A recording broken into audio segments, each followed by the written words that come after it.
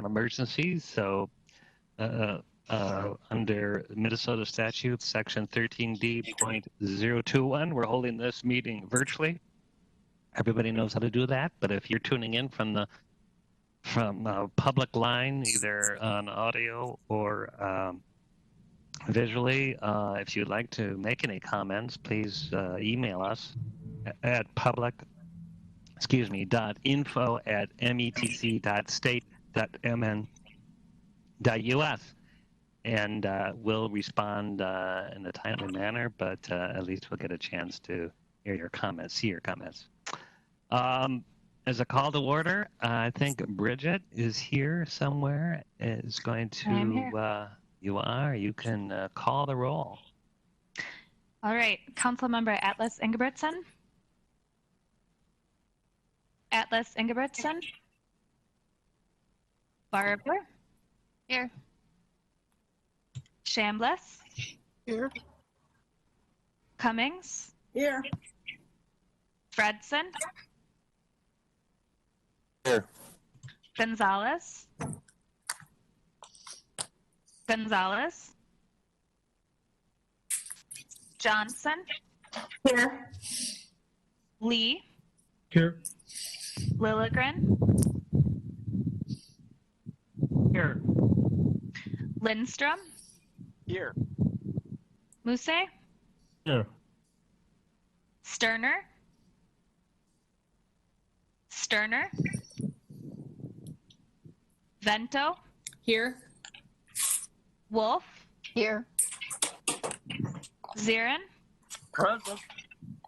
Chair Zelli. I am here. Great. Welcome, everyone. And now the approval of the agenda, which is 2 information items. Unless I hear an objection, I will consider the agenda to be approved. Which brings us to approval of the minutes of the meeting of the Committee of the Whole of August 19th. Is there a motion to approve the minutes? So moved, Lindstrom. Vento seconds. Thank you, Peter. Thank you, Sue. Any discussion? If not, Bridget, call the roll. Atlas Ingebrigtsen. Atlas Ingebrigtsen. Barber. Aye. Chambliss. Aye. Cummings. Aye. Fredson. Hi. Gonzalez. Gonzalez. Johnson. Here, or I mean aye, sorry. Lee. Hi. Lilligren. Hi. Lindstrom. Aye. Muse. Aye. Sterner. Sterner. Vento. Aye. Wolf. Aye. Zirin. Aye. Chair Zelli. Aye. The minutes stand approved. And now to the information items. Rethinking areas of concentrated poverty. We have both Kristen Reba Torres and Matt Schroeder, who gave us a presentation very briefly and have been very patient, but I have been reviewing this PowerPoint for over a month, and I'm really interested in hearing from them, and we can think thoughtfully about how this affects the work of our work at the council. So, Kristen, take it away. Thank you so much, Chair Zelli. We too have been looking forward to the conversation with you all today. So thank you for having us back to discuss rethinking areas of concentrated poverty. I guess before I go further, I just want to make sure you can hear me. You're coming in loud and clear. Wonderful. Perfect. Thank you. Okay. Before we get into today's presentation, I just have a few acknowledgments, if you'll indulge me. We want to be really clear with you today that some of what we're going to talk about are ideas that have been brought forward by local community organizers, advocates, and academics who have really talked about these ideas for years. And we're not here to represent that work as our own, but rather just to lift up these ideas and bring them into this discussion. And we want to say that we really appreciate the ways that they've challenged us both directly and indirectly in this work. Second, I want to really thank all the stakeholders that we've engaged so far. This is a lot of council staff, staff at local jurisdictions, the council's Equity Advisory Committee, and of course you all for having us in December as well as today. You know, these discussions were really candid and sometimes contentious because they touch upon some of the most complex and painful issues in our region. And we just really appreciate both their and your willingness to, you know, quote, go there with us. The conversation is far from over. It's really just beginning, but thank you so much for the insights shared so far. And lastly, I want to give a shout out to our data science intern. Her name is Amy Planbeck. And her first assignment was coming into this work and helping us with the digital report that was shared with you at the end of July, and we can share it again in the chat. We really appreciate her work on this, and it was a heavy lift right out of the gate. She did wonderful, so thank you, Amy. All right, with that, I'll proceed. Next slide, please, Greg. So today we have kind of two levels of discussion that we hope to have with you. We want to share some key findings from the Rethinking Concentrated Poverty project so far, which are largely captured in the digital report. You know, but our time is limited, and our intention is to listen more than we talk. So we've only brought forward a few of the points from the report, which goes into more detail. So please refer to that for more information. You know, we began this project over a year ago with a sense of urgency to change what had become our status quo. And our feelings about that only grew stronger as the work started to take shape and we heard consistent themes that we'll be sharing with you today. So we have taken some immediate action where we could, and we'll share that with you today and ask for your reactions on those decisions and any, you know, comments, input, refinements you'd like to see. And then we want to talk a little bit longer term. It's very clear to us that pieces of this work will require more time and resources and deep community partnership. So in addition to talking about what we've done so far, we'd also like to discuss with you where you'd like to see this future research go, and what, in your view, are the core questions at the heart of place-based equity. And again, just to really be clear about terms here, when we use the phrase place-based equity, what we mean is that no matter where you live in our 7-county region, you have choices, you can realize success, and you can thrive. Place-based strategies need to improve the lives of people. They need to be people-centered strategies. And you know, these are really the ideas at the heart of our discussion today. And so many of you touched on these ideas during the recent discussions on the regional economic framework, so it seems so timely to be continuing this discussion and maybe delving a bit more deeply into those. Next slide, please. Again, to be clear, you know, there are a lot of studies of concentrated poverty out there. So we're talking today, though, about the Council's annual Areas of Concentrated Poverty Analysis, or ACPs for short. We identify census tracts region-wide that meet the poverty threshold described on the slide using the American Community Survey 5-year estimates published by the U.S. Census Bureau. We also identify subsets of areas of concentrated poverty where the majority of residents are people of color, or ACPs, ACP 50s for short. Matt will talk a little bit more about ACPs later. Next slide, please. This annual work originated with the Council's 2014 Fair Housing and Equity Assessment, a report required by the U.S. Department of Housing and Urban Development and its grantees. Every FHEA had a checklist of components, one of which was a study of concentrated poverty. It also included an analysis of opportunity and fair housing issues region-wide, and I'll talk a little bit more about that in a minute.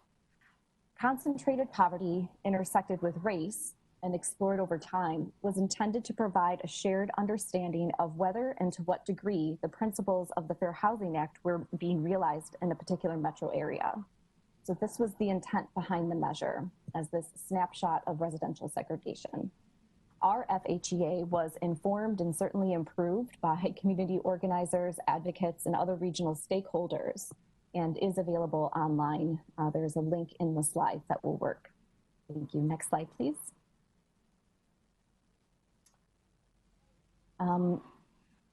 As the Fair Housing and Equity Assessment work was underway, the region's development guide was being drafted, as was the council's policy plan, housing policy plan rather. These two documents incorporated the measure of concentrated poverty and framed it as a key equity challenge for our region. This really cemented its place in the regional narrative, and it's also why we maintain an annual data set and why you see it pop up in various equity metrics, like in the Thrive indicators and housing policy plan indicators. We bring up this point in this context to just highlight that we are at a similar crossroads now. You know, the very early stages of developing the next 10-year planning guide are underway. And so now is really the right time to call this question on whether concentrated poverty and our focus on it has helped to advance regional equity or not. The research that we initiate now and findings that we produce over the next several years will inform those guiding policy documents yet to come. And I think, Brad, could you just click quickly? See if that does any, yes, thank you. So that's why we're kind of calling this question and calling attention to the timing of this work, because it can really help to shape those policy documents, and it can also help to shape council policies and practices too. Next slide, please. Over the last, I think it's been about 18 months now, we've talked with a lot of the primary users of our analysis, council staff, staff at local governments, and our research counterparts at various agencies. We asked them if and how they use areas of concentrated poverty in their work, if it has been helpful to them, and if so, why, and if not, why not, and what other tools or data would be helpful in thinking about place-based strategies to benefit people. We've also been following conversations led by others and have paid careful attention to the new research studies that intersect with this topic. And there has been quite a bit that has emerged since 2014 when the Fair Housing and Equity Assessment was produced. Next slide. These are the high-level themes from that listening. In short, there were real benefits to a shared analysis at a regional scale, and that's really encouraging to us. For example, a few jurisdictions told us that absent the ACP analysis, their various departments would have had to develop their own geographic areas of concern, a project that would have taken considerable time and resources. So there was a real benefit to having a vetted layer produced by the council and that was updated annually. But it was also clear that concentrated poverty as a standalone measure is inadequate. It reflects an outcome, not a problem in and of itself.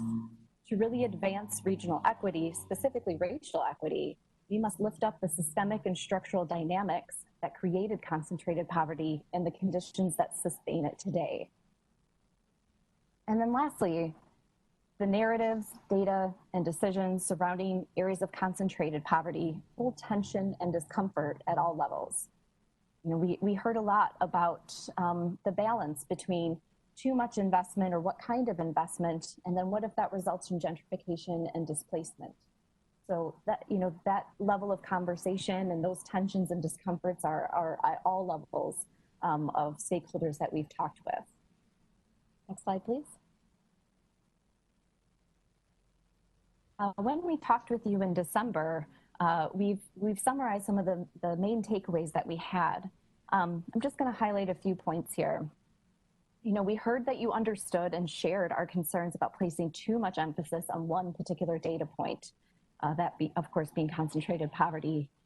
Bringing parity to that with additional data and perhaps an analysis of concentrated wealth was a good idea.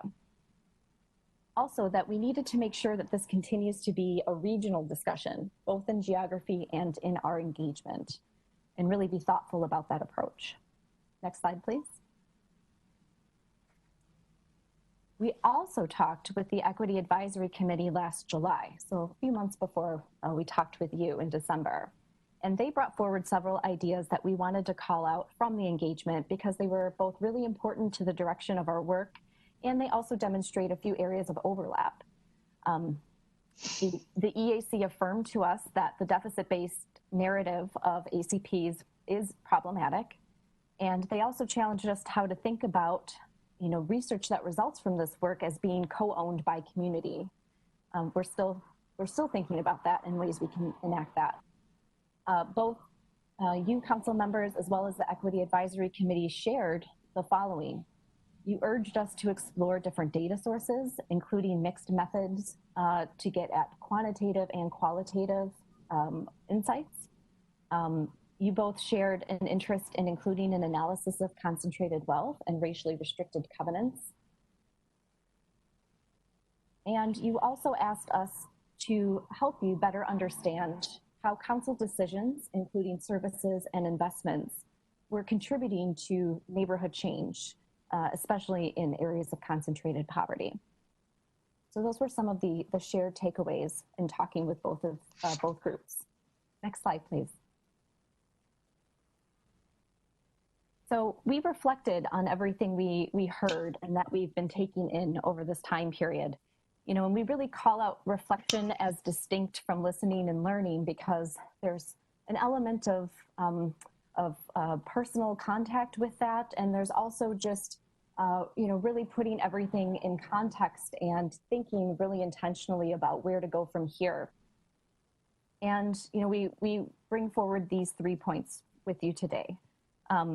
First is that concentrated poverty was perhaps not the most useful finding or concept to bring forward from the choice, place, and opportunity equity assessment. We question whether fewer census tracts identified as concentrated poverty on a map is in fact equity. And worse, that overemphasizing this descriptive outcome has really distracted from its root causes, the systemic and structural failings that underpin concentrated poverty and have resulted in the worst racial inequities in the US. Second, this isn't just about maybe frustrating stereotypes. Last year, the Center for Urban and Regional Affairs at the University of Minnesota, they published a mixed method study about gentrification and displacement. And in their interviews with community organizations, those organizations describe the narrative of concentrated poverty as having real, tangible effect on disinvestment and devaluation of their neighborhoods. And it was something they had to actively counteract and emphasize community needs apart and aside from what the connotations that may come with concentrated poverty. Lastly, concentrated poverty doesn't begin to describe the scale or scope of poverty in our region. And in fact, the majority of residents living in poverty in our region live outside of these areas. It can also mask other dynamics too, like gentrification, which can take the form of a growing share of high-income residents alongside a large share of high-poverty residents until a tipping point is reached and displacement occurs. So for those reasons and many others, we felt confident that we needed to rethink this focus on concentrated poverty. And I'm going to turn it over to Matt to talk a little bit about what that has looked like in the short term. Thanks, Kristen, and thanks, council members. Kristen just talked about the many reasons that we've been taking stock of this, of our research into this, and why we are taking responsibility for how we've created real harms. But taking responsibility means more than just acknowledging that we have created harm. It means also repairing what we've done and doing better in the future. So if you'll click to the next slide, Greg, please, you will see our plans for what we're doing now and in the future. We, as much of a sense of urgency as we, and I think you all feel around this, we also know that we want to take a more thoughtful and deliberate approach to avoid reproducing the same problems that we're facing right now. And so, though we can't get to everything extremely soon, this is what we're hoping to do. Immediately, we are changing the data set that we publish. We have, as Kristen mentioned, for the past several years, been releasing a data set that really just includes the bare minimum, a binary race classification, whites versus people of color, and the poverty rate, and really just the basics necessary to define areas of concentrated poverty in order to be transparent about how we calculate them.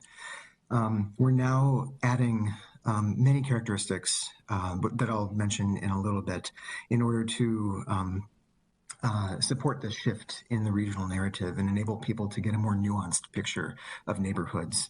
And along the way, we'll also be developing guidance and technical assistance for users who take up that data set. Second, we also heard really clearly that we need to stop speaking on behalf of community members and center their voices instead. And so we'll be initiating more research soon that listens to communities in order to amplify their wisdom and their skills and voices. We really want to capture the advances in the regional equity landscape that have happened since choice, place, and opportunity. And finally, we want to drive this out into the region. So we're going to do everything we can to make sure that the findings of this research are available to inform the next regional planning cycle, as well as feedback into the council's own policies and practices. If you'll click, Greg, please. It's really the first two of these that we'll be focusing on today. So I'll talk about the data right now, and then Kristen will pick back up with the future research agenda. Next slide, please. So first, as Kristen mentioned, we heard you and a lot of other stakeholders ask for data on high income areas to kind of balance out the scales a bit. And so we're now identifying areas of concentrated affluence. And these are areas that we defined following a literature review of how other people have analyzed this subject as areas where about 2/3 of residents are affluent, defined in turn as having an income of about 5 times the federal poverty threshold. So it's defined similarly to ACPs, but just the other end of the income spectrum. So as I said, we're hoping that this balances the scales and puts the focus more on this regional landscape of segregation by income rather than only concentrated poverty. And I will also mention that we know that this map is not perfect. We heard from Community Development Director Lisa Barajas recently that pointing out that a lot of areas around Lake Minnetonka where with very high home values, a lot of wealth is concentrated, don't appear in this map, which is because this is an income-based definition. These are areas where likely incomes of people have fallen in retirement and aren't quite high enough to hit that affluent threshold, but where people still have substantial savings and investments that they've accumulated over the years. And so we want to definitely keep on refining what this looks like in conversation with you and other stakeholders. Next slide, please. We also want to provide some information on how places became lower income or higher income. And we've talked about before in the cities of Minneapolis and St. Paul, this had a lot to do with redlining, that it was a lot harder to get mortgages in areas with many people of color, especially Black and African-American residents. It's harder to see it in this static map, but our online report does allow you to look at the overlap of areas of concentrated poverty and areas of concentrated affluence on these redlining zones. And while, again, it's not a perfect correspondence, it's pretty striking. So what we're providing now is the share of each tract's total area that's in each of those different redlining zones. Next slide, please. And going a little farther back in time, we also heard from you and others that racially restrictive covenants played a large role in shaping both the redlining patterns in Minneapolis and St. Paul, but also residential patterns in the cities, in the suburbs. And again, it's hard to see here, but there's a lot of overlap between these areas, the blue blobs on the map, where only white people could buy property until 1948 when covenants were struck down by the Supreme Court, and the redlining grades, as well as those low-income and high-income areas today. And so because this has had a lasting effect on property values and therefore on the distribution of wealth and and the racial distribution throughout the Twin Cities. We're also interested in helping people see that correspondence. So we're now providing the number of racially restrictive covenants in each census tract, as well as the share of today's single-family homes that had them. We do want to acknowledge the Mapping Prejudice project that graciously provided their raw data to enable a tract-based analysis of this. We are hoping that as they produce more data, I think they're working on Ramsey County right now, that we'll be able to add more tracts that are outside Hennepin County. But for now, what we have is just Hennepin County. Next slide, please. Some other big news, as Kristen suggested earlier, is that we are no longer explicitly identifying those areas of concentrated poverty where at least 50% of residents are people of color. We're allowing people to, we're giving people the information in the data set that they need to do this if they want, while cautioning against that. But we are not providing an explicit indicator for ACP 50s. And the real reason there is that people tend to make an automatic association between poverty and people of color, that all people of color are in poverty and that most residents of high poverty areas are people of color. And really neither of those is true. And so to kind of undercut that general stereotype that people make and to avoid creating too close an identity between race and poverty, we are kind of pulling these apart. Also, we are wanting to discourage people from, again, that binary classification of white people on the one hand versus people from many, many different racial and ethnic groups and cultures into the general people of color category. And so toward that end, we're also providing the full distribution of all those groups that the American Community Survey defines, along with an indicator of the largest group in each tract to really highlight the diversity across all of our neighborhoods, regardless of income scale. We know, as we've talked about with many of you, that this is not perfect, that the ACS does really not provide a lot of granular detail on all of the different groups that we would want to capture. And we're thinking of ways to do that in the future. But for now, at least, emphasizing the full distribution with African Americans and Black residents, Asian residents, Hispanic and Latinx residents, Indigenous residents, and so on, will help highlight that diversity. Next slide, please.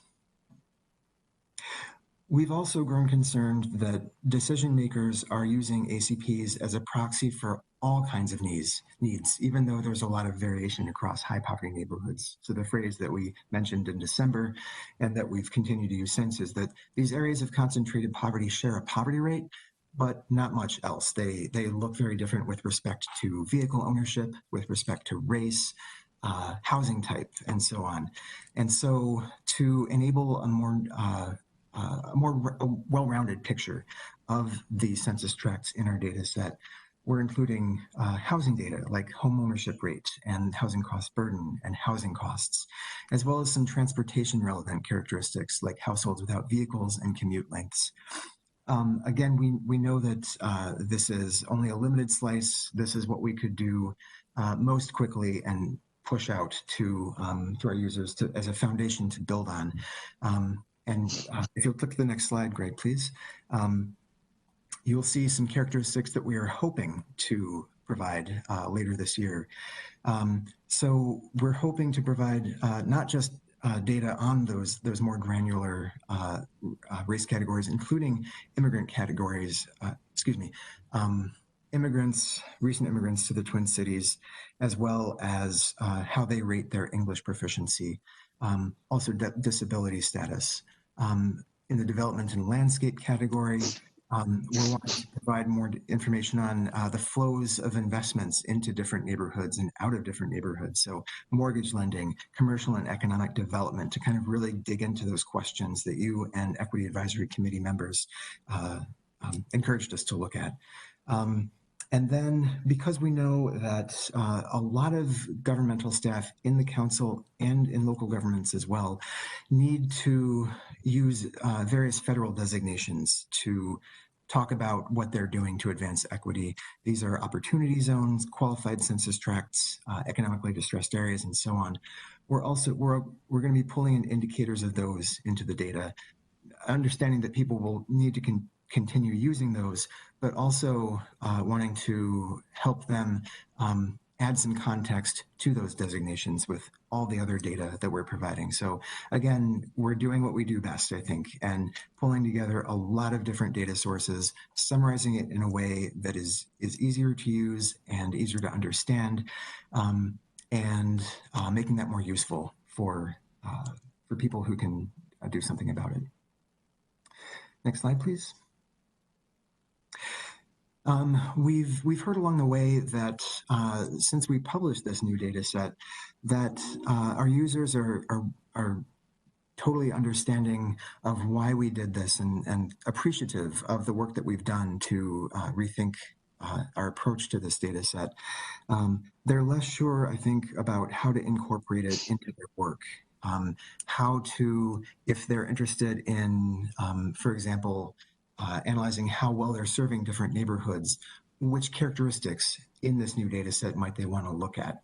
And so we've already started this, but we'll continue to have conversations with those users to develop not just a list of general tips and considerations, but a list of possible reasons why people would use the data set, as well as our suggestions for what they might want to look at for each of those possible uses.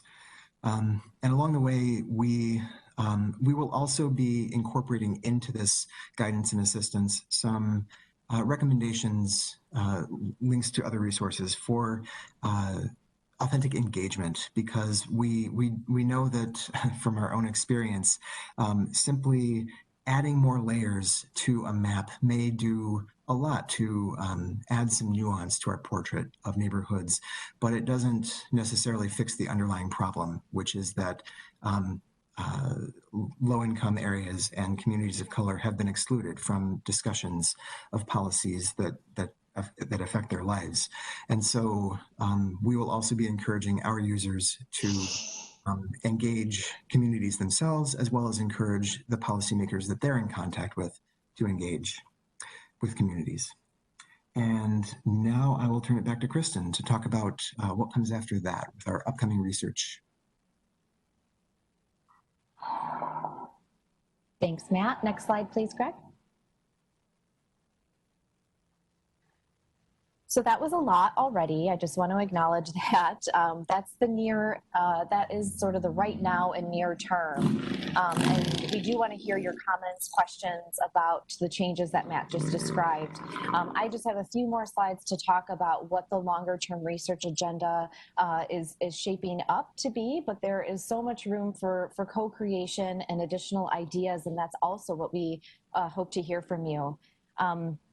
So a couple of studies that are planned, two projects in particular where we hope to bring this lens of place and equity to existing work, and maybe call some findings that are useful to bring into our data set. The first is the residential preferences of low-income households.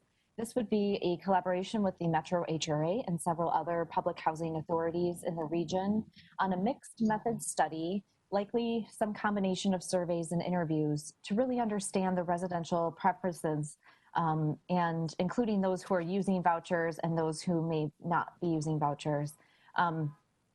We will bring any key findings from that study into this work to lift up what those preferences are and things that folks should be keeping in mind as they're making decisions. I do want to just flag that this project was talked about pre-pandemic, and so its fate is yet to be determined, but we still certainly hope it proceeds and that we have the resources to do it. The second is a project that I think you all have heard at least a little something about, which is the Economic Values Atlas. This is the same partnerships from the Regional Economic Framework with the additions of the Brookings Institute. And we are hoping that, this is also a project that's largely about place and decisions about infrastructure and major investments. And so as we move through that project, which involves an intensive community engagement component, we'll also be thinking about how this how the findings of that work intersect with the questions we're asking today on place and equity. And beyond that, this is where things start to get a little, a little more blue sky, but exciting nonetheless. Opportunities to really, work together to think about what future research could accomplish. We will have fresh 2020 census data to work with. So we do want to leverage that in future work, but also recognizing the limitations of existing data and opportunities to develop further local data that really brings forward neighborhood assets and histories in new ways that can really, again, create that shared understanding that folks found so useful about the Choice, Place, and Opportunity report. Future research that we undertake will be community-centered, and that does mean partnerships, and we've taken some excellent points from Councilmember Atlas-Singer-Bretson and others who have pointed out what makes for the best collaborations and centers equity in the process of that work, not just in the with the research question in mind. So we thank you for that input, and we look forward to hearing more from you on that. And, again, we don't want to get too far down the road here, because we want to engage not just on the questions themselves, but in what the questions should be. And so normally we wouldn't come to you with something that is as tentative as this may sound, but it really is in a spirit of collaboration that we're doing so. Next slide, please.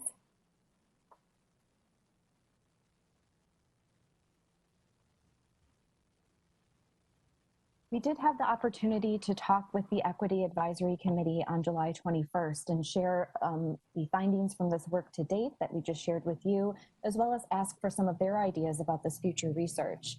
And they had some great ideas. First is really focusing on neighborhood economies and the extent to which there are retail and service gaps that could help strengthen those local economies and bring more economic prosperity to low wealth neighborhoods. So that is something we want to explore, and something that certainly overlaps with some of our other research initiatives. Second was, continuing to get better information on BIPOC and immigrant-owned businesses and entrepreneurship data. We don't have great data here, and certainly there are enough folks who are interested in this, who want to better understand these issues and how to address and expand opportunities. So this is something we need to look at how we can get better information. And it's something that the Equity Advisory Committee certainly felt passionate about. And lastly, they wanted to talk about residential patterns within neighborhoods. So what are the new developments and infrastructure that have been going into places? What are the housing cost trends and other real estate activity? And any other indicators of displacement that we could develop and track to better understand what the neighborhood trajectories in the region are, and where interventions and or opportunities could be identified. Next slide. So that brings us to our discussion. And again, hoping to hear from you any comments on the information Matt shared about some of the changes to our data set. And or anything regarding the future research that we want to undertake to better center equity in place-based decisions. And with that, I'm going to turn it back over to Chair Zelli. Well, thank you, Kristen. And Matt, this is, we appreciate that this is a groundbreaking work, and it's also a work in process. So, that is helpful, and also acknowledge that you've invited us to be just part of that process now, today, and then in the past and going forward. So let's open it up. Any comments, thoughts? Anybody there? No, I just the boxes keep switching. It's making my eyes hurt. Councilmember Chambliss, I see your hand up. Thank you for this presentation. I too was very excited that we finally got a chance to talk about the areas of concentrated poverty, because it impacts so much of the work that we do to have thriving communities. I'm not exactly sure how we got to changing the way that we look at areas of concentrated poverty, where there's several meetings. I'd be interested in knowing um, how much participation and where the participation sources came from. Engagement and information is so crucial as we move to change our strategic plans, and making sure that as we move in the direction, we're not kind of throwing away the baby with the bathwater, and we're respecting the um, the original efforts on looking at concentrated poverty. I think there's a possibility that you can look at concentrations of poverty, and I see that we're looking at that and looking at affluence, but I'm not quite sure, how do we unpack the impact and the reason for looking at areas of concentrated affluence and what we plan to do with that. And having a strategic plan would give me more information on where we want to go, what our priorities are, and why we're doing what we're doing. So I'm looking forward to seeing that aspect of this plan. And I want to encourage people to be very careful about getting, some information, running with it, and moving from point A to point B. Our response should be to build upon existing knowledge. Um, and I think that's what we're doing, but just being very, very cautious that we're just not shifting and moving without it being a full strategic initiative and adding it to some of our core values as a part of that. So I'd like to hear more about that. Really glad that we're talking about the sources of how we get to these areas of concentrated poverty, which closely follow race, um, and how we're going to address that would be through a strategic plan again. So I'm hoping that that's going to be a part of it, and it also the strategic approach ensures that we're moving in a direction that gives us positive gains. If we move to expanding throughout the region of where poverty is, we got to look at strategically what is our capacity, what are our resources, what can we handle. Are we stretching ourselves out too thin, or should we have a strategic approach that's going to get us to the goal? So I guess that's it. I'd like to suggest that we look at the next step, and is that going to be a strategic plan? Kristen?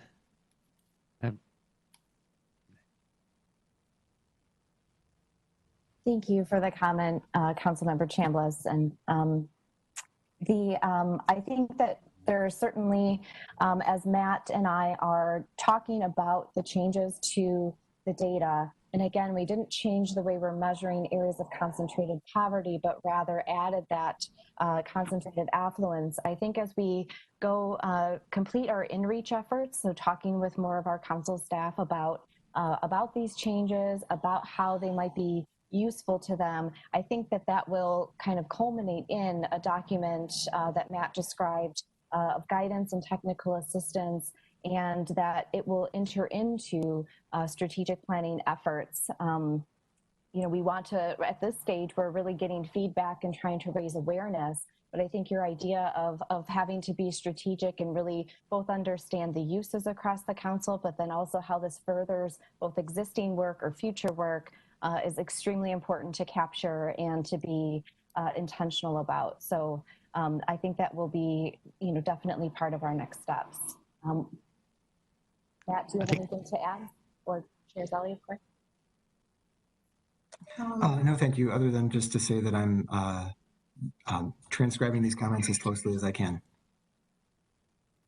Well, I was just going to say, I think it's a really important question, and maybe this is how we lead to our larger, Thrive Next plan, strategic plan. But part of what I'm hearing, if I get this right, Reva, is like, what are we trying to accomplish with this? Where are the goals to focus? This this is more than an academic study, which is fascinating. But like, what are we changing? What are we bending? And let's put a stake in the ground some places.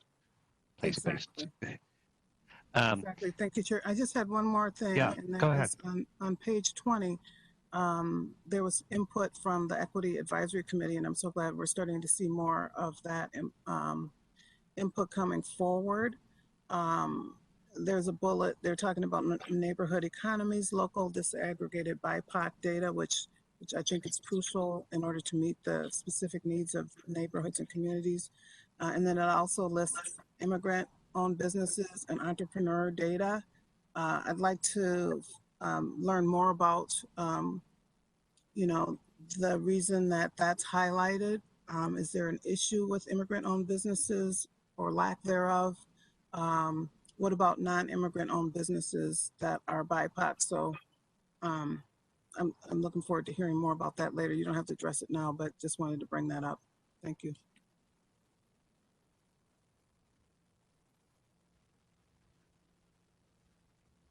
Now I've lost people on the screen, but if I know there's a few other questions and comments we had. Councilmember Lee. Thank you, Chair. Thanks for this wonderful presentation. I have one suggestion and then a couple comments. My suggestion is that at the end of your presentation, you mentioned that we could use more data on businesses and entrepreneurs of color. And I suggest connecting with Bruce Corey. He's an academic at Concordia in St. Paul. He was, in the first year of Mayor Carter's administration, he was the director of planning and economic development, but he stepped down to go back to be an academic. And that's his specialty, is research in the ethnic minority groups here in Minnesota and their economic impact and their entrepreneurship. And I really appreciate the metrics that we're talking about here, in particular, the future of disaggregating data around race and ethnicity. And also looking at the localized history of place. Place is very important. Some of the earliest laws and ordinances against discrimination in the Twin Cities began in Minneapolis in the 1960s as a reaction to rising anti-Semitism. And we have to look at confronting our history of systems of oppression and white supremacy. They affect even white folks too. But we have to remember that this is not a zero-sum game when we look at the past and we try to move forward. So thank you. And how recent that history is that's shaped the communities we're living in today. It's quite astounding, that research. Thank you, Councilmember. Other comments, questions? Councilmember Vento. Thank you, Mr. Chair.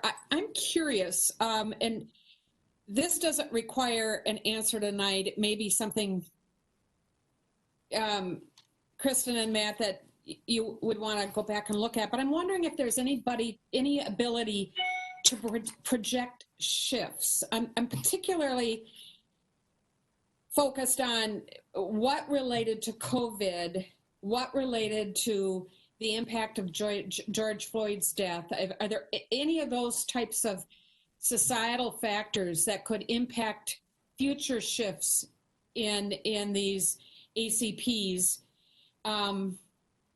that might help us in our planning? I'm also curious as to how this information is shared elsewhere. And I'm thinking particularly about how beneficial this information would be for school districts, particularly for school districts and probably for nonprofits and all sorts of other organizations. But it just seems like a valuable resource that I don't think we want to hang on to too tight. And then the last thing I wanted to mention was whether or not in the conversations, there was any conversation about the elderly and the impact of concentrated poverty on people who are elderly living in those areas. Matt, Kristen. I'm just trying to think back back to the various discussions that we had, Councilmember Vento, about with jurisdictions, and certainly there was discussions of intersectionality, right, where it's not just about race or just about age or income, where all of those factors coalesce, and in describing vulnerable communities or marginalized communities from process. So I think that was probably the level at which it was described, nothing explicitly about elderly residents. There were sometimes passing references to long-term residents, and that may or may not always be the same sort of point of reference, but certainly that long-term residents and residents that are newer to a place and their various ideas about displacement, gentrification, and so on. That was a theme that did come up, but I don't recall anything specifically about the elderly. So certainly, again, trying to get at disaggregated data, trying to get at intersectional data is something that is going to be important for us to be thinking about as we move through this work. So thank you for that question. Mr. Chair, I have one other comment. Sure. I had an opportunity several years ago to hear one of the leaders from the Mapping Project talk about their work. It was at a Martin Luther King celebration at Joan of Arc. And if we ever have an opportunity during a committee of the whole or during a community development committee or whenever to have them come in and present, I learned so much during that presentation and just found it really beneficial and frankly quite eye-opening. So just a thought. I'm going to follow up on something Councilmember Vento asked when you talk about school districts and all those that would benefit. And part of your presentation is that we're doing a little consulting or advising. Are we doing that now? Is it municipalities that are outside some of our stakeholders who are benefiting from some of this work, or is it individual developers? Is that something that informs some of our livable grant making activity?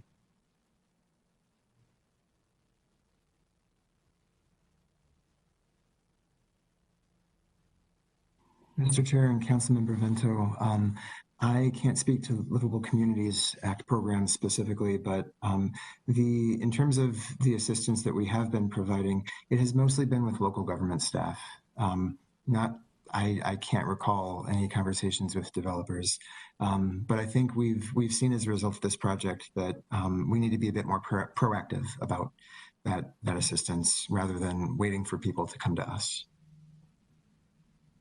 Right.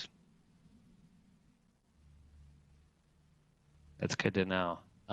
Anyone else? Chair, I've had my hand up, but I'm not sure if you're using that or a different method, so I thought I would just type in. Go ahead. You're not on my screen, Linnea, but go ahead. Your video is off, but go ahead.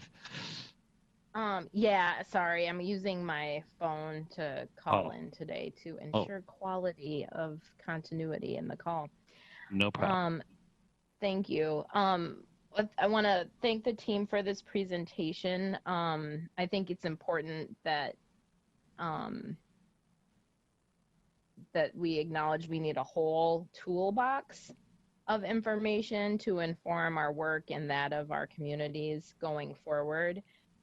And so I appreciate hearing that. I think one thing that has continuously been a challenge in the year and a half for me is our use and understanding of what I'm going to call proportional representativeness. And so what I mean by that is when you look at advancing equity, a way of understanding one data point of where you're at is to look at the different aspects of the work that you're doing and how proportional, how representative of it is it of the proportion of the communities that are represented within the geography you're serving.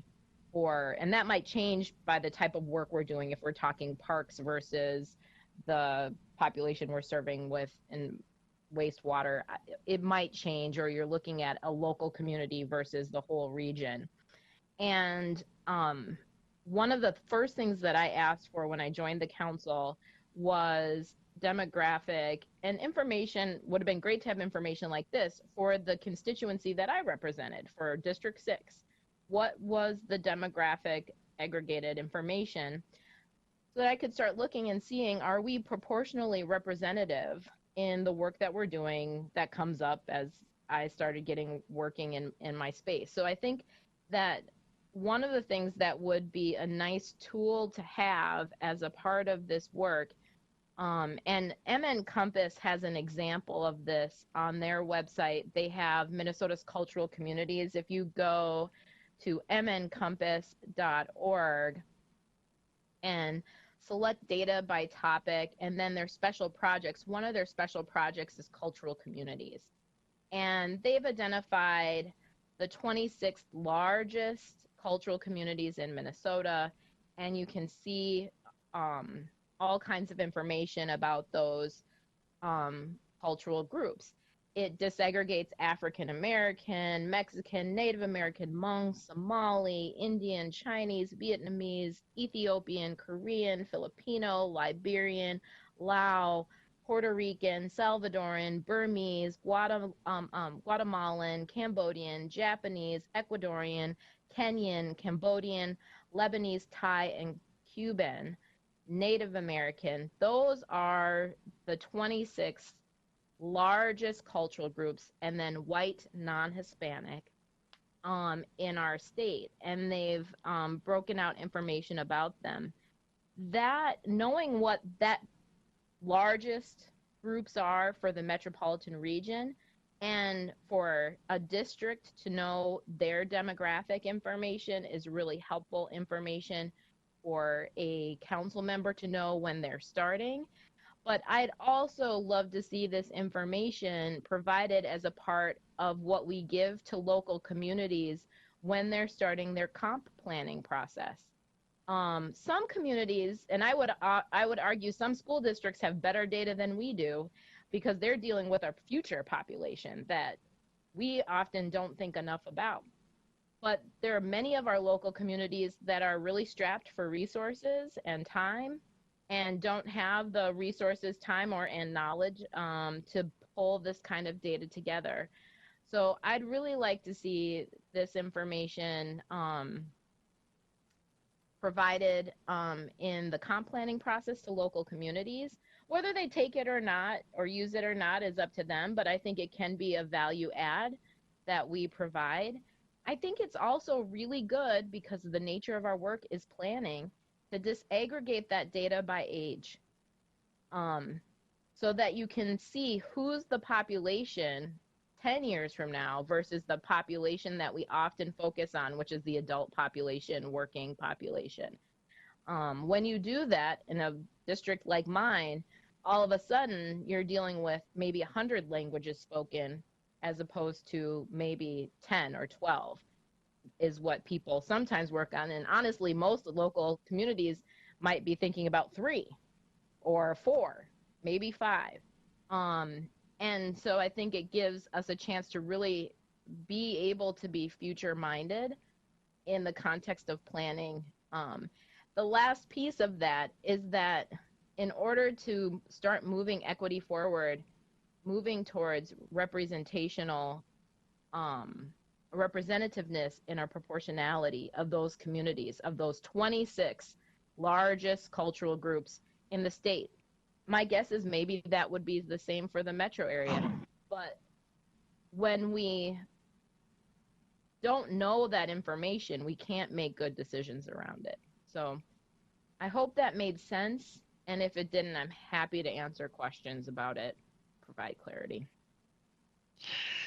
Thank you, Linnea, for providing that perspective. And I want to note for everybody that in the chat box, Matt has added a link to the Minnesota Compass data and reports that on cultural communities that Linnea was referring. Any reaction? And really, that's anybody, but Kristen and Matt certainly.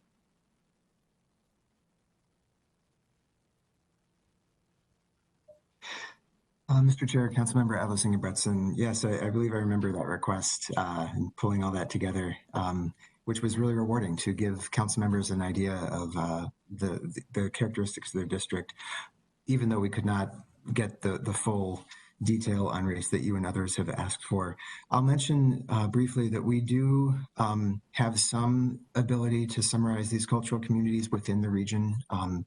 As is. We've adapted their, the original approach by the State Demographic Center and taken off a bit on what they did. And so we can summarize data for very large geographic areas for those cultural communities. So if it would be useful, I'm happy to look at our ability to at least how those would map onto council districts and if there's anything we can say about that. Great. Any other questions, comments? Robert. Mr. Chair?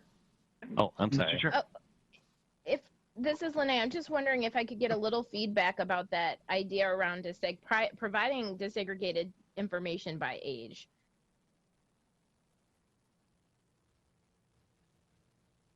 Matt, is there any info on disaggregated data on age that we currently have? Mr. Chair, Councilmember Elisinger Bretson, I can speak at least to the fact that we do create regional forecasts of the population by age. That is not my specialty. I think that would be more directly relevant to local communities in their comprehensive planning process. And so I don't know if Community Development Director Brajas would like to weigh in, or if anyone else is on the call, but or if we can just respond offline. Maybe I can clarify that question a little better, because I'm not talking about projections. I'm talking about current information disaggregated by age that can be extrapolated into projections going forward. But I think that it also speaks to, we serve not just people over 18, we also serve people under 18, and that population looks very different and has different access to our systems and our processes and voice in our organization than the population over 18, but are just as impacted. So when I think of things like the climate strike or transit needs or park utilization and opportunities in regional facilities, clean, healthy environments, they're still a part of our population, but I think we only maybe see them in the context of projecting into the future, not in the context of that population is almost the antithesis of our adult 18 plus population. And I don't know that we think about that in our current planning activities and on a regular basis. Hopefully that clarifies that question a little bit. It does, Councilmember Elisinger Bretson. Thanks for the clarification. And to make sure I understand, it sounds like you're interested in not just the overall population by age, but also the very detailed cultural community approach that you mentioned. Yes, I also think disability would be, and maybe some of those other kind of quintessential metrics might be helpful too by age as well. Thank you. Robert, you've been very patient. Yeah, thanks, Mr. No, I was fascinated listening to that, and just to really lift up what Councilmember Elisinger Bretson was saying. You know, if you look at urban Indian communities, 70% of Native people live in cities and towns, not on reservations. If you go to 18 and under, that's 78%. And so that's a significant chunk of population that then brings different considerations for sort of how to serve and respond. But just really quickly, I want to thank Christine, Matt for their work, their team's work on this, and the presentation. And to the discussion questions, I think that your responses so far have been impressive and really reflective of what the council wanted to see. I look forward to the new data that'll be forward and will be available in December 2020, really supporting the mixed method of research. And to the questions about what research questions do I have about place and equity, and I'm not a researcher. I love data. I still respect the work that researchers do, but to me, there's something generational here, and I think we're starting to get at it when we look at historic covenants and some of the historic data, but even within the stories that we're gathering from different communities, what the generations might look like, what that might inform on the policy decisions that we make. I have a hunch that would inform us about things. A lot of things are generational. A lot of contributing factors to poverty are generational. So I'm not. I don't have a specific question for you, Kristen, Matt, but something in the realm of generational impact. And to the final question about how we'd like to be support the community engagement. And we all have networks. We're all very familiar with our districts. But I think really engaging with the people who are doing the work at the community level.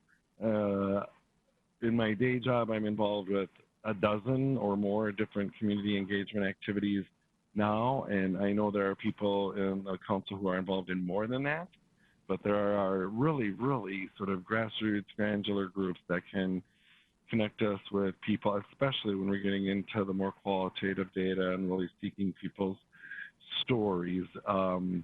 There's some may be aware of a history of 35W South and the construction of 35W South that's going on that is getting granular into households and finding people who are aging, who are passing, or their descendants, and really getting these stories from inside their households. And it's fascinating work. And I'm not suggesting that we get that granular on everything, but, or that granular, but I just think there is something in this generational conversation that we can kind of find out from those kinds of qualitative data efforts. Thank you. Great, thank you. Councilmember Wolf, sorry. Thank you, Mr. Chair. So first of all, I want to say I'm really glad that we're getting away from the ACPs. When I was on the council way back when we applied for the grant, and I didn't even want to apply for the grant because I didn't want to sell our decision-making ability for $5 million. And now we ended up with something that the communities didn't appreciate us focusing on, that we focused on because the federal government told us we needed to do that because of the grant. So I'm glad that we're listening to the communities and getting away from that. I am also glad to see that there will be more reporting on disability status, but the census does a terrible job of collecting data on disability. They have all sorts of different categories that you can define for race and ethnicity, but there's like 5 really weird categories of disability that don't make any sense to me, and I wouldn't even know what boxes to check for most people. So we may be limited by bad data in that regard. It's really the census's data that they collect on disability is really in the dark ages compared to what they do on other things.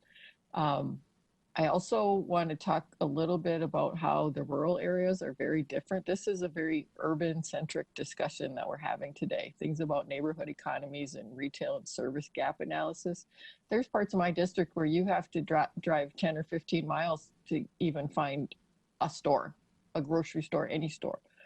Elko New Market and any of the towns in my districts that are smaller than that have no grocery store. They might have a gas station, they might not.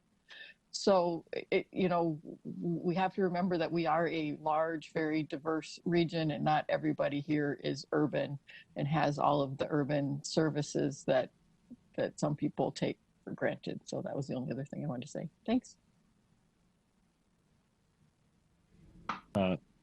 Really important perspective. Thank you. Councilmember Johnson. Thank you, Mr. Chair. First of all, this is awesome. I really appreciate the approach. And I heard, I think, a comment about 3/4 of the way in, or maybe towards the end, about, hoping to have the resources. And, again, I just think because the council is pushing for information and data and turning that into what you've all said, strategies and action plans so that we're not just marking how things are, but we're trying to change the systems for the better for all people. And we do have a large region, so that hopefully will help inform people that can have impact throughout the region, make better decisions, and first and foremost us, right? Because I think we've been doing a good job, but there are decisions, big decisions that we're making right now that we're still figuring our way through it. And I think when we really get to the next phase of this work, we'll be so much better informed throughout the council to have a better platform to be more impactful in the work.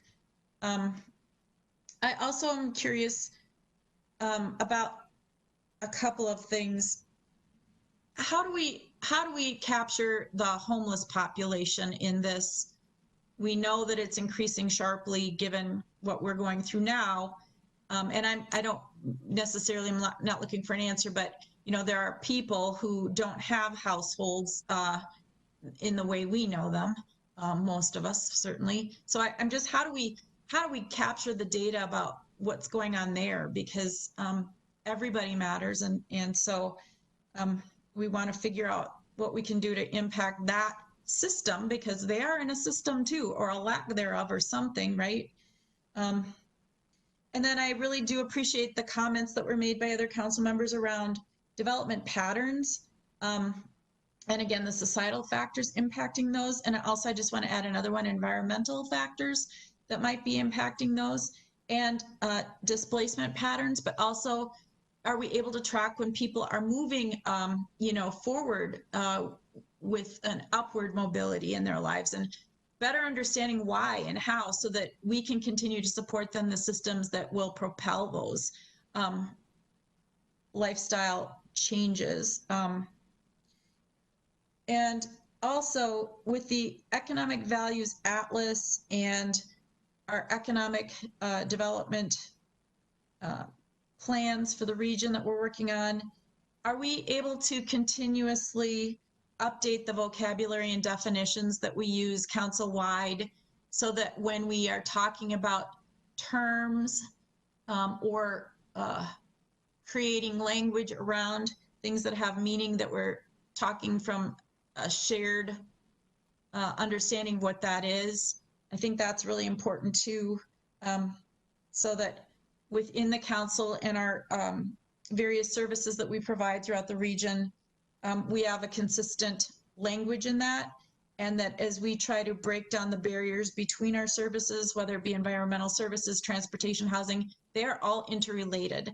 And so I'm really excited then that we can have, through this work, the opportunity for an interwoven or connectedness between services, with a strategy and an implementation that lift people up, all people, to reduce disparities, increase equity, and access to prosperity for all people. So those are just some of my thoughts. I'm super excited about this. And the only last thing I was wondering, are we groundbreaking in this, or is this what we're seeing as the new norm in other regions throughout the country? And then just lastly, this will impact our 7-county region. I'm just wondering, do we know if there's anything at a broader statewide level? Certainly Greater MSP covers a 15-county metro region, the MSA, which is interestingly defined by 25% or more people traveling into the core metro area for work, which really gets to affordability and transportation issues. But I just think it's great work. And then I'm sorry, one last thing. So how do we also get this in the hands of the private sector in a way that they can use this, maybe from an, leadership, thought leadership, but, even to the hands of HR, because livable wages have to come into play, and the decisions that not only public and nonprofit sectors, but private businesses understanding, the region that they sit in and the impact they have as it relates to the opportunities and challenges that their workers face. We know some employers have stepped into the space of helping provide transportation options and transit passes and you know, but housing and all of that comes into play, but livable wages too, so that they understand they want workers to thrive. There's a role in this for them too.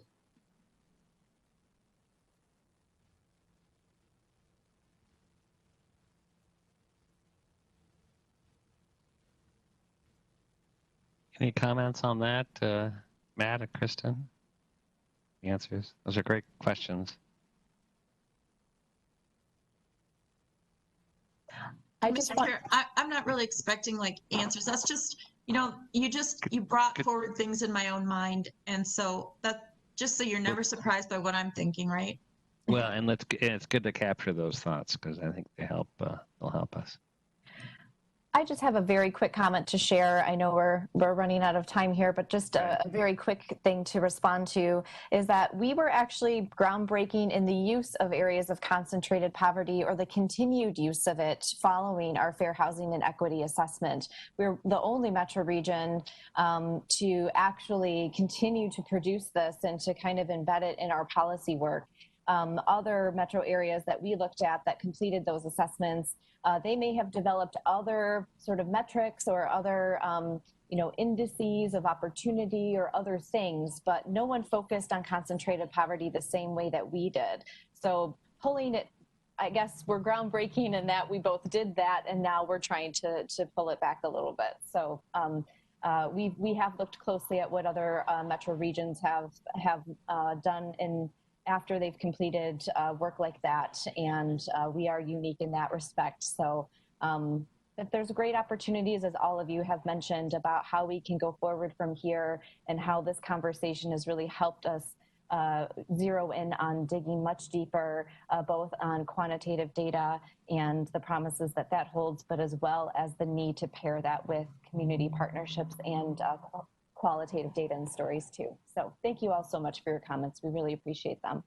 And thank you, Kristen and Matt. And, you know, it's true. We could be here all night because it is really rich material, and it was worth the wait. But we know this isn't the only time. We'll want to track and be your collaborators in this work. And as we think about not just the strategy, but how we are also leveraging, as Robert said, our various networks to help get this to be actually useful to turn the dial. Let's shift now. Thank you so much. But to our presentation from Charles and Katie about the BRT plan update. And we've all been reading the news. We understand some of the near-end lines that we've been advocating, but I think hearing this work as it goes farther out is really helpful for those that have not been engaged. I know many people on this council have been engaged, so I'm not sure, Katie or Charles, who's starting, but the floor is yours. All right, thank you, Chair Zelli. Good afternoon, council members. I'm Katie Roth. I'm the Assistant Director of BRT Projects, and I lead up the Arterial BRT program. Charles Carlson is also with me today, and we're both here to engage in conversation with you about an update around Network Next, which is Metro Transit's 2040 plan for service improvements, and notably for today's discussion, Arterial BRT expansion. Next slide, please, Greg.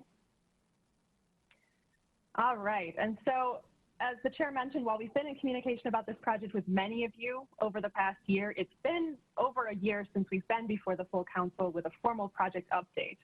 And of course, during that time, a lot has changed about the way we do our work and the way we can engage with our community. And so today's update will focus on how we've adapted the Network Next process to the changes of 2020. We'll share the updated process and schedule for the work advancing now, which really focuses in on Arterial BRT. We'll share the work to date to identify the BRT lines for consideration, and we'll talk through the current phase of engagement and our next steps. Next slide, please. So first, I'd like to remind you all what Network Next is. It's a 20-year vision for the future of the Metro Transit bus network. And as is shown here, it's focused on expanding that existing bus network, identifying a series of incremental ways to deliver improvements, and also estimating the additional resources it would require between now and 2040 to deliver this vision. This is an unfunded expansion plan at its core. As we began work on this plan in 2019, the intent was that these improvements would all be directed by a guiding framework, which would be a robust planning document made up of 3 core inputs.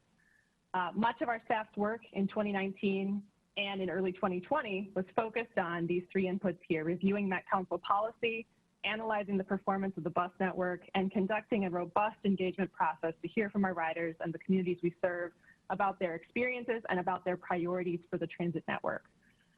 So while I'll be sharing how our process has changed, we've laid a lot of the groundwork to carry each of these 3 inputs forward into our adapted Network Next plan. Next slide, please. There will be 2 key outcomes of Network Next when it's completed. The first will be a local and express bus network for 2040 that fulfills the TPP requirement for Metro Transit to produce a service improvement plan, which identifies improvements for existing routes as well as areas, new routes for areas without service today, and an updated arterial BRT network for the lines to come after those currently in development. Of course, we've got the A line and C line in operation, the D line, B line, and E line in various stages of development, but we are looking to chart the course for the F line and beyond. And importantly, Metro Transit needs to identify the F line in the coming months to position it within TAB's timeline to be allocated $25 million in funding through the regional solicitation process. We also seek to identify other near-term lines at the same time, along with identifying a broader set for implementation by 2040. Next slide, please. This slide shows the changes that we've made to the Network Next process. Initially, as I mentioned, we had planned to develop that guiding framework from our 2019 efforts to then inform the 2040 local and express bus network, from which we would identify the arterial BRT candidates and evaluate those toward the F-line project decision. But with the pandemic upending the transit system generally, but less so on BRT routes and the core urban routes that we are studying for BRT implementation, we adapted our process to focus on BRT in 2020, and we plan to resume bus network planning more generally in 2021. This decision really was the combination of an intent to meet that TAB deadline and also looking at that comparative stability of the ridership we've seen on BRT in our core local routes. We do feel pretty confident in the ongoing role of BRT, and we're ready to advance more planning on that front. Next slide, please.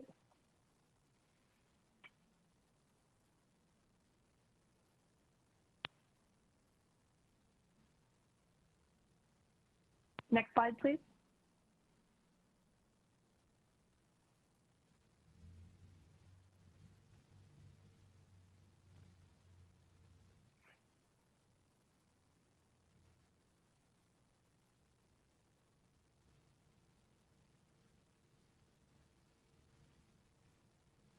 Katie, are they not? It looks like it's advancing.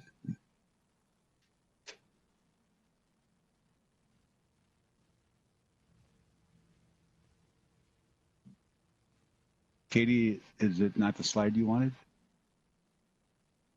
Oh, I'm sorry. Can folks hear me now? Yes. All right, I think I'm frozen here. Greg, if you could go back 1 slide, I apologize for that. All right, great, thank you. So with the changing order of operations of Network Next, we also need some more time to adequately engage community around this work. And so based on the events of 2020, over the summer, we brought a request to TAB to defer the selection of the F-line from the point of project selection in December, moving that until around April of next year. So in August, we presented this request to TAB as an info item, along with some of our initial BRT network identification results, and kicked off our regional engagement around those corridors. Our plan would be that in December, at the point of the regional solicitation project selection, we'd instead share that top tier of corridors from which the F-line project could be selected. Following December, we'd continue our community engagement into the first quarter and bring the F-line to the council for selection in March, culminating in TAB confirming its investment in April and reflecting that in the upcoming TIP in the spring of 2021. This request was warmly received on the basis of the additional time it will afford to engage some of the communities around our BRT priorities, and this action is currently proceeding in parallel toward TAB's September 16th meeting. With this, Greg, if you could move to the next slide. Okay, thank God I don't. Thank you. So there's a lot of detail on this schedule, but generally what I'd like to draw your attention to in this schedule are the lines highlighted in the light yellow. Based on that pending tab action, we are able to build in 4 opportunities for engaging the public and the communities we serve around BRT priorities between now and April. Starting with the agency-wide work we kicked off last month around listening and learning to our riders to learn about their needs through the crisis of 2020. So currently in September here, we're heading into a month-long outreach period around the initial screening of potential BRT corridors, which we'll share more about later in this presentation. And then we plan to further engage around the top tier this winter, and then coming back in February with the recommendations for the F, G, and H lines prior to Council's action in March to select that F line. Next slide, please. All right, so pivoting now from the process adaptation we've been going through to the actual content of the plan as we're focusing on BRT, I want to bring us to the core principles shaping how we are developing the arterial BRT network. Since that guiding framework document will be put on hold until next year, we drew upon those 3 core inputs, the policy, the network performance, and the engagement outcomes, to develop 4 arterial BRT principles shown here. These guided the identification of corridors to date for potential BRT investment and will also form the basis for evaluating those corridors in the coming months. So as shown here, they are to advance equity and reduce regional racial disparities, to build on success of our network to grow ridership, to design a network that supports a transit-oriented lifestyle, and to ensure the long-term sustainable growth of the bus network. Next slide, please. So then into the process we'll be using to plan for these lines. This consists of 4 steps built on those principles with the public input and feedback steps along the way that I previously mentioned. So first we identified about 20 potential corridors for arterial BRT, and next we screened them down to the most promising BRT candidate corridors to advance. We narrowed this to a set of about 10, which we think reflects approximately the number of lines that could be reasonably implemented between 2025 and 2040, given additional funding. And today's presentation and our current engagement activities really focus on these 2 steps, the first 2 steps here. The coming steps this fall, we'll develop the 10 or so corridors further in order to conduct a more detailed evaluation of their costs, ridership, and other benefits in order to arrive at 3 tiers, with 3 to 4 corridors for near-term implementation, another 3 to 4 for midterm implementation, and 3 or so for the longer-term implementation within the 2040 planning horizon. The last step will be to prioritize these corridors over this winter, working with our local partners to identify how to prioritize BRT implementation alongside other planned street projects, with other planned transitways, and other community changes underway. Next slide, please. Turning now to the corridors themselves.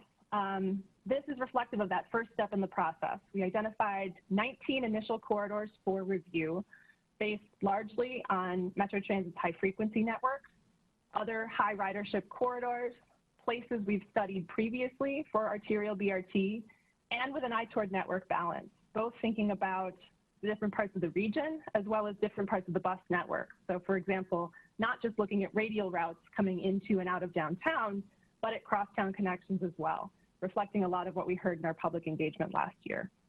Next slide, please. So for each of these, we applied a screening criteria set based on those principles to narrow the list from 19 to 11. Starting from the left, I'll just kind of go through these quickly here.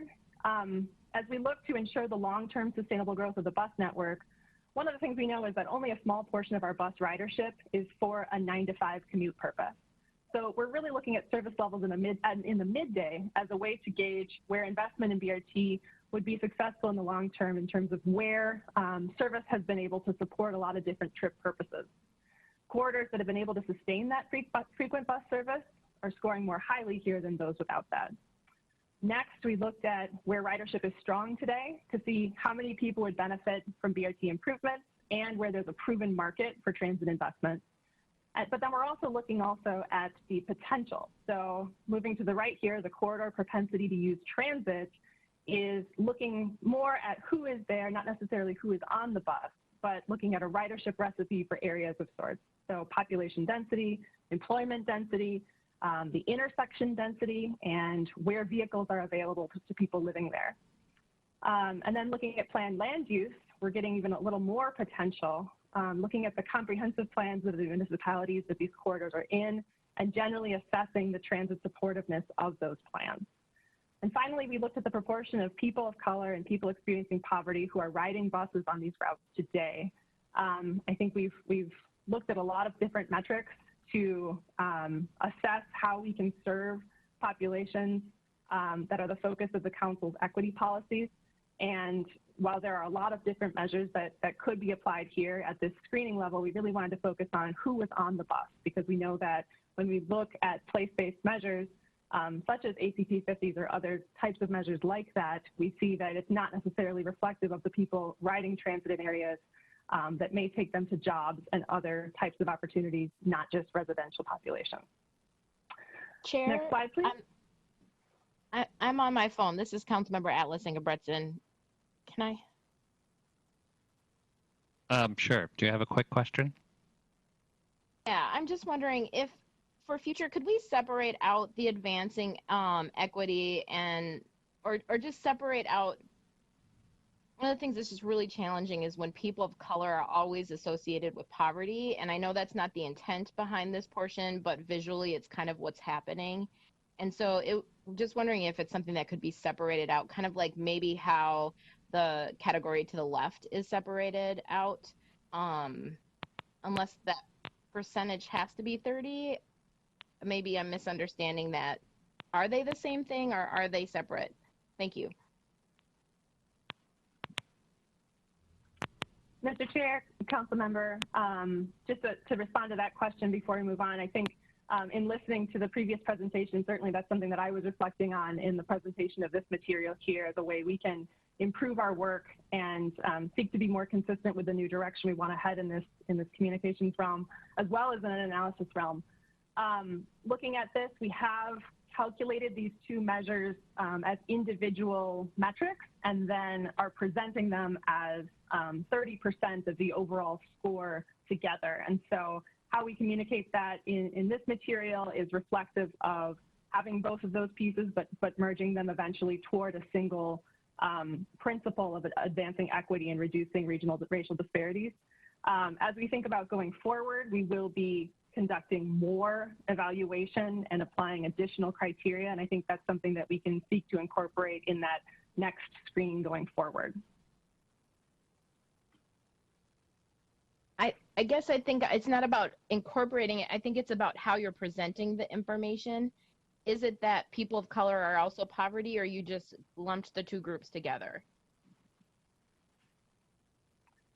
Councilmember, the answer to that is that the two metrics, measuring a group of people and identifying how many of them are people of color, and separately, how many are experiencing poverty, in terms of representing this as a single piece of our evaluation puzzle, we have put the two side by side and are representing them as a scaled score across a 100% score. And I can provide further detail around that as we're tracking this forward here.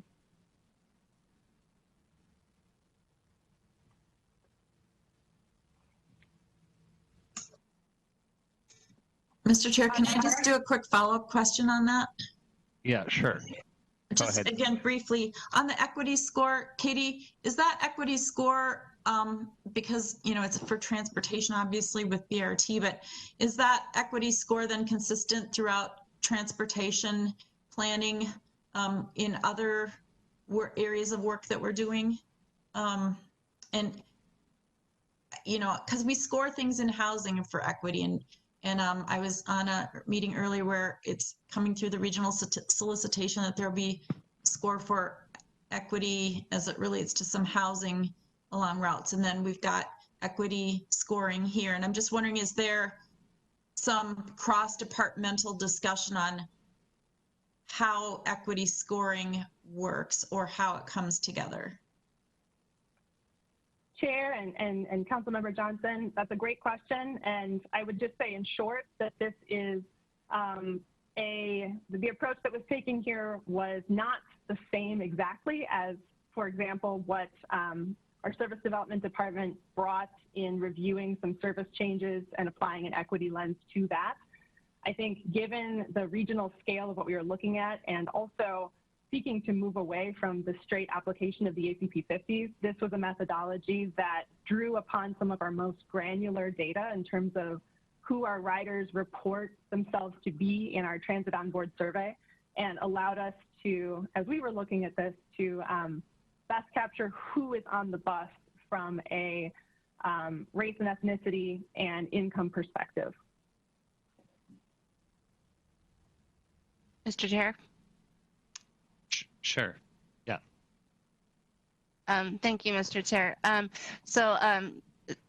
When you're talking about the equity scores related to TAB outlines every cycle for the regional solicitation. They are looking at it from their perspective and defining what or how the equity scores what makeup they are for the regional solicitation score, and that can differ for different, whether it's for like the roads and bridges or transit projects. We as council factor in things differently to represent what we're looking for as we are recommending some of these lines. So like when this particular line moves on to TAB, it will factor in what our version of we're looking at for equity, but TAB does their own process as it relates to the regional solicitation. And once that's released as a council, we can either concur or turn it back to them. All right, thanks. That's helpful. All right.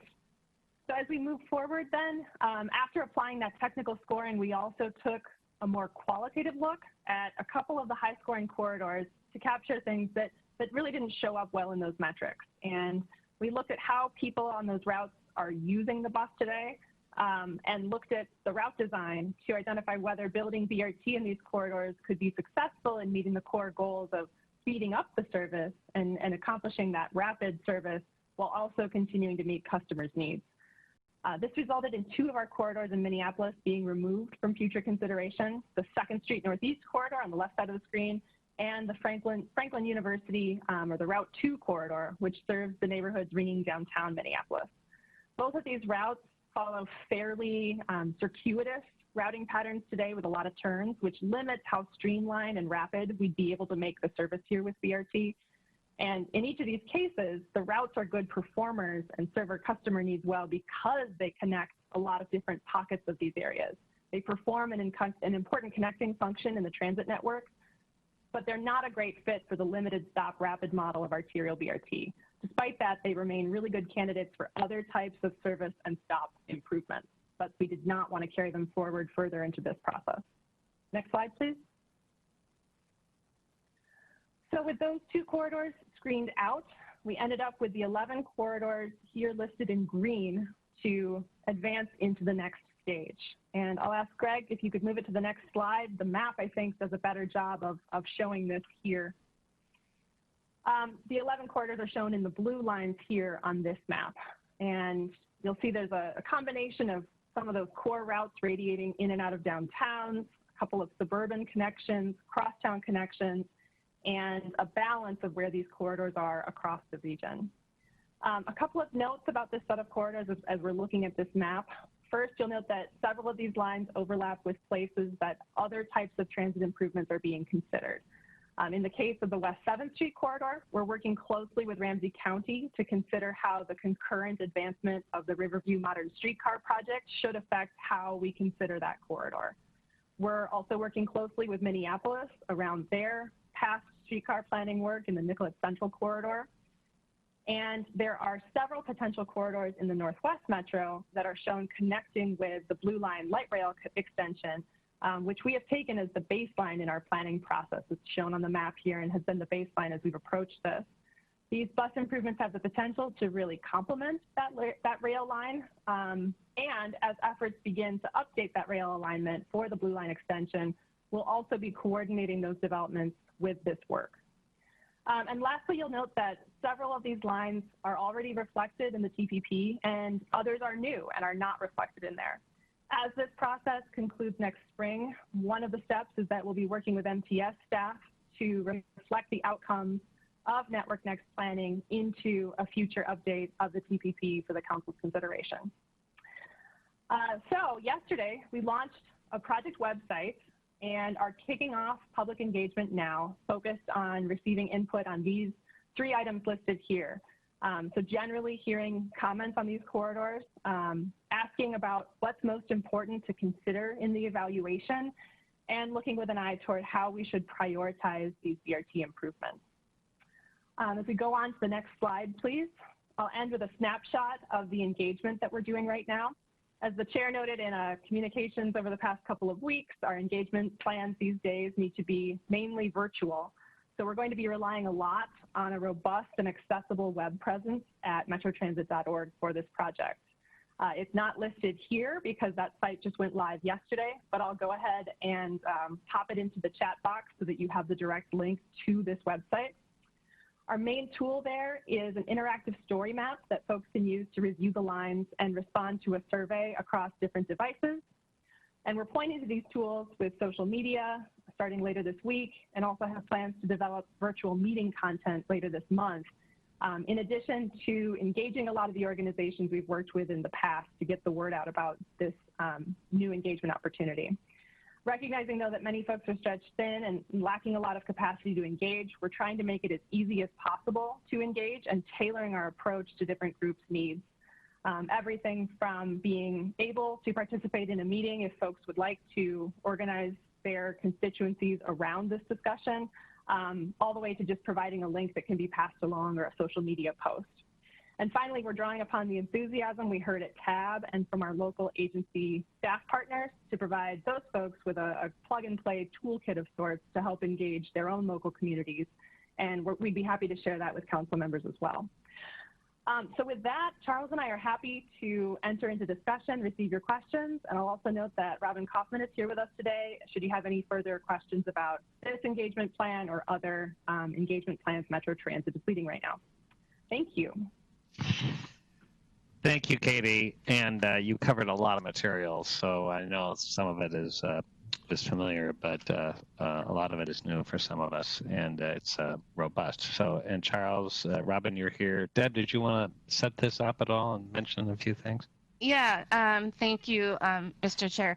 I really want to thank Katie and Charles and their staff for how they've looked at this. I think it was very important to take a breath and try and separate out the 2 different priorities of Network Next, which is sort of that long-term plan. We really need to look at that a little differently given where we are with the transit system now, but still keeping a focus on how we want to prioritize the ABRT system, but making sure that we really do the proper public engagement. That is key to, we've been able to do that and have gotten better and better at it with our ABRT lines. In fact, I think it's, we did it well with the A line. I think we did it better with the C line, and I fully expect we'll keep that pattern going. So I'm really, really thankful to them. I'm also thankful to TAB, who really came together with this and really solidified their commitment towards dedicating the $25 million in the regional solicitation towards a ABRT line,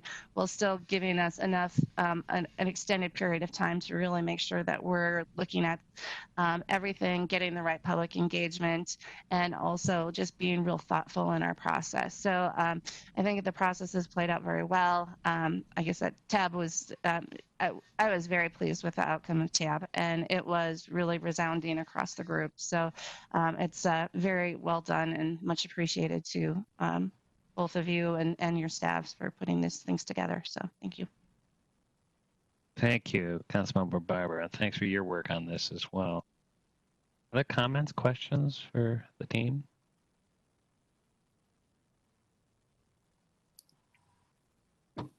Mr. Chair, it's Sue, I have a question. Sue, Thanks. go ahead.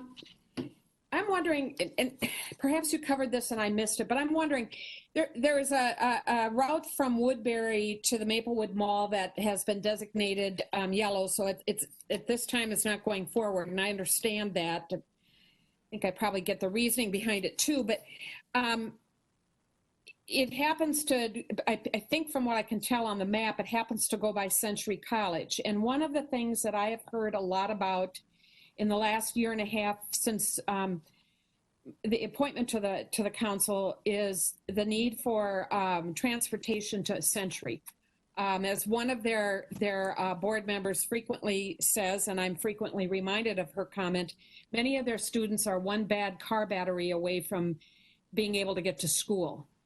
And so I continue to be concerned about access for our post-secondary students, and in particular access for the Century College folks. And to the extent that we can keep that in mind with additional planning, I'd really appreciate it. Yeah, thank you, Mr. Chair. I can address that question. And thank you for sharing that. I think, you know, we continue to be interested in finding improvements along Century Avenue, and we heard from Washington County the interest to look at it for BRT in this evaluation. I think what we're finding based on where the scores have come out so far is that it may not be quite the time for BRT yet, and I think we're seeing that. However, we have done a couple other things. One is that Metro Transit put in a regional solicitation application to improve that route, and obviously the scoring is still ahead on whether that might get funded. But at the same time, we have the remaining balance of the Network Next effort to look at local and express bus improvements. So whether through the active solicitation consideration or the upcoming local and express bus network planning, we do see that as an opportunity to continue building the network and see that destination in particular and the connection to Century College as one that will grow over time, particularly as we bring other transit ways online like the Gold Line and the Rush Line that really will fill in that network northeast of St. Paul. So really appreciate that comment. Thanks, Charles. Other thoughts, questions? Riva? Thank you, Chair Zelli. I heard that council members could request the toolkit, and I'd be interested in taking a look at that. I'm really excited to see that Central Avenue from downtown Minneapolis to Northtown scored high on page 14. I, at one point, tried to look into taking a bus from Northtown, and the time that it would take was just so long. So having a BRT option, I'm sure a lot of people are going to be happy about the fact that scored high. Looking forward to seeing how this goes. I know that this is not it. There are other corridors that we would like to see advance, in particular in the northern part of my district in Brooklyn Park. You know, you've heard about the fact that we don't have the reverse commutes and how long it takes for people to get through the city. So I'm hoping that maybe that will advance in the future. And I know you talked about the potential opportunities with the light rail project. So hopefully that'll be considered in the next phase.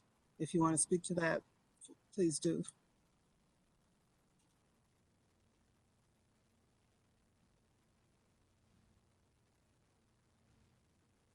All right, thanks for that comment. Any other thoughts, questions? Clearly, we're building on the success of the A line and C line, and I want you, Charles, to know I was wearing my A line T-shirt this weekend. You know, anticipation of this meeting. So. Fantastic.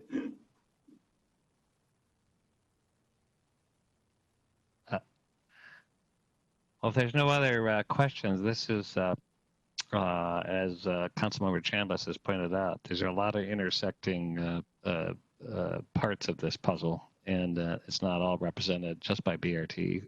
There's also the Transitway initiatives that we're looking at and advancing, particularly in that Botno area, and then of course in the Riverview area. I want to thank the whole council. This was a lot of information, and it also continues. So there's no other questions or comments. It's still a beautiful evening, so I hope you enjoy your day. And watching you who are sitting outside, I'm jealous. We will see you very soon. Take care, and this meeting's adjourned.